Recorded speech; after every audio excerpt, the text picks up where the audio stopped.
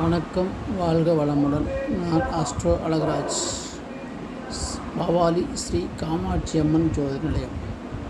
அன்பர்களே, நாம் இதுவரை ராசியும் வாழ்க்கை அமைப்பும் என்ற தலைப்பில் துலாம் ராசி வரை பார்த்துள்ளோம்.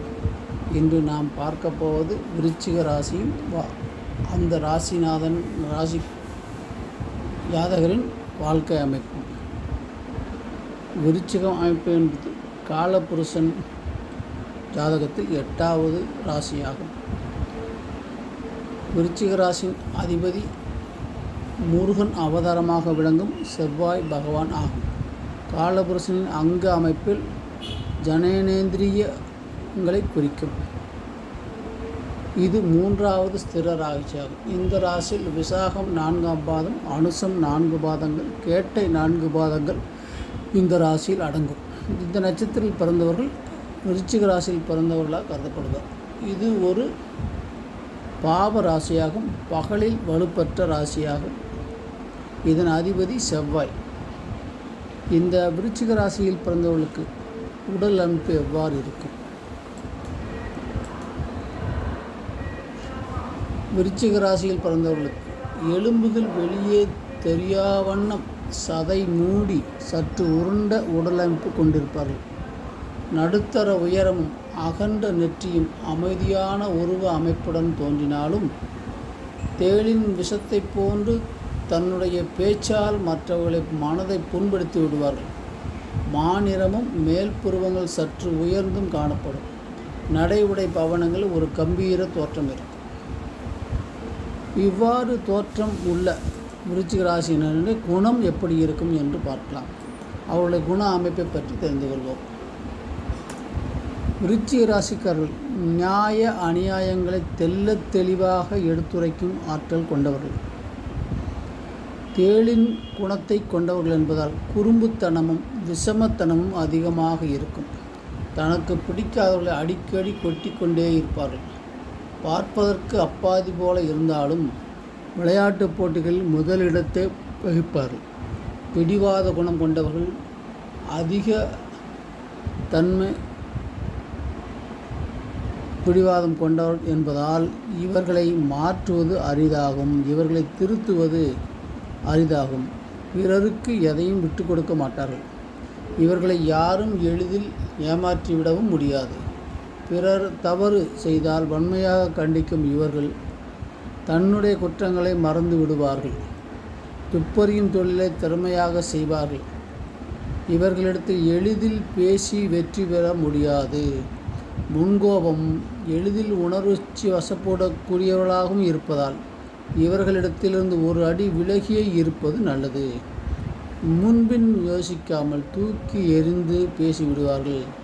இவர்கள் பேசுவது கஷ்டமாக இருந்தாலும் அதில் உண்மை இருக்கும் என்பதை மறுக்க முடியாது. எந்த முயற்சியில் ஈடுபட்டாலும் தளராது அயராது முயன்று பாடுபடுவார்கள்.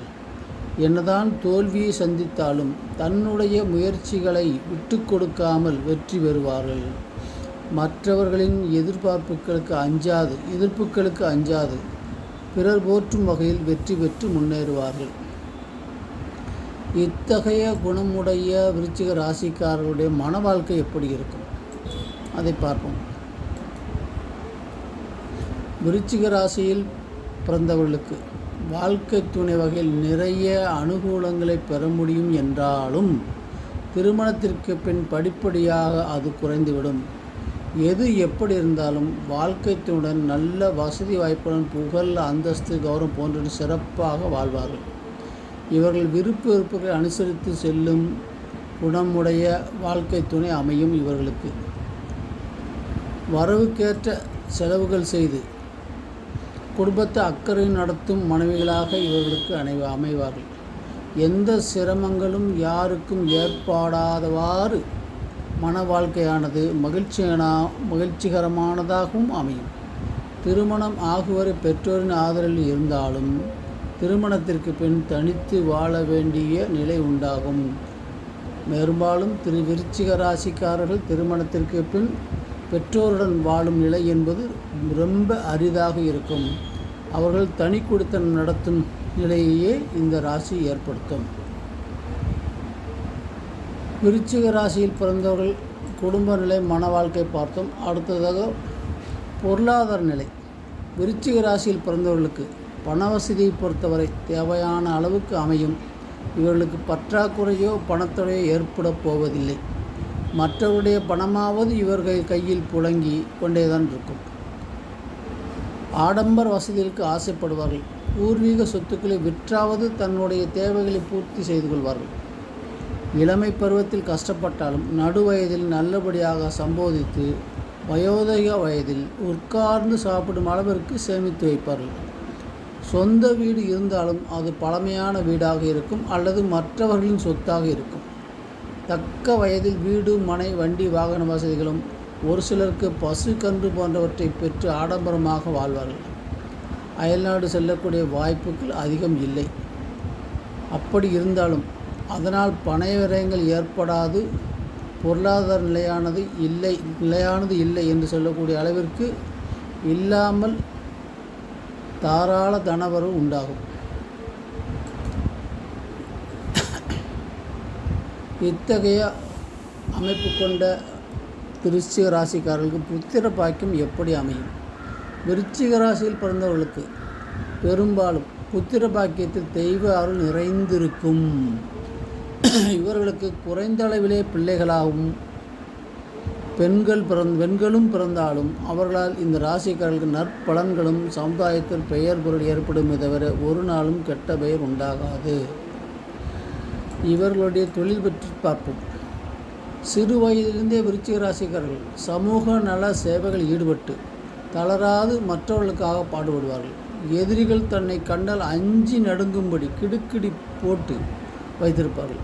பிடித்ததை விடாத பிடிவாதக்காரர்கள் என்பதால் எதையும் சாதித்தே தீர்வார்கள்.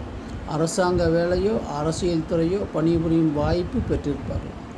வாசனை திரவியங்கள், தேன், கோதுமை போன்றவற்றை வாங்கி விநியோகம் செய்வார்கள். மருத்துவ அறிஞராகவும் ரசாயனத்துறையில் புகழ் பெற்றவர்களாகவும் விளங்க வாய்ப்பு உள்ளது. சுதந்திரமாக இருப்பதை விரும்புவார்கள் என்பதால் தனக்கு கீழ் படிந்து நடக்க வேண்டும் என நினைப்பார்கள்.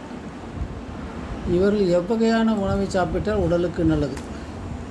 உணவு வகையில் இவர்கள் அதிக கவனம் செலுத்தும் சத்துப்பொருள் அடங்கிய உடல் நலத்திற்கேற்ற பொருளையே சாப்பிடுவார்கள். சிவப்பு முள்ளங்கி, வெங்காயம், சிவப்பு கோஸ், காலிஃப்ளவர், நாவல் பழம், முந்திரி பழம், கீரை வகைகள், பல வகைகள் போன்றவற்றை உணவில் சேர்த்துக்கொள்வது இவர்களது உடல் நலத்திற்கு நல்லது. வணக்கம். இதுவரை நாம் விருச்சிக ராசியும் அதன் வாழ்க்கை அமைப்பும் பார்த்தோம். நாளை அடுத்த பதிவில் தனுசு ராசியும் அவர்களின் வாழ்க்கை அமைப்பும் பார்ப்போம். வணக்கம்.